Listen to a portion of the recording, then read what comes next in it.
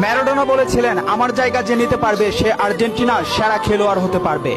টেভেজ বলেছিল, যে মেসিকে বুঝে না সে ফুটবল খেলাই বুঝে না। ব্রাজিলের পেলে বলেছিল, মেসিকে কখনোই খারাপ খেলতে দেখিনি, সে সবসময় একই ধারে খেলে আসছে।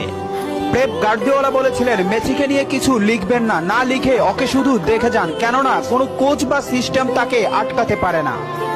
রাইকেট বলেছিলেন, মেসির গোল এক একটা শিল্পকলা, আবার বলেছিলেন মেসি মানে ফুটবলের ইতিহাস। ব্রাজিলের রোনালদো বলেছিলেন, মেসিকে অনেক বেশি কমফিট মনে হয়।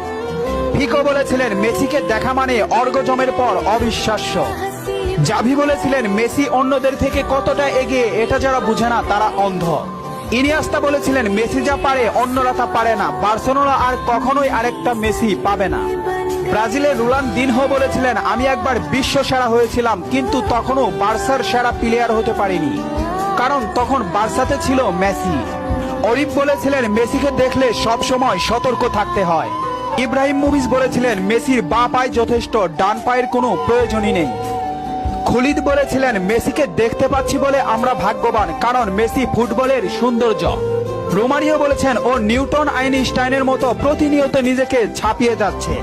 আরজি বলেছেন, লিওনেল মেসি বাস্তবে এত নম্র ও ভদ্র, অথচ মাঠে সে একটা আগুনের গোলা। ইস্টাকপ বলেছেন, মেসিকে থামাতে গেলে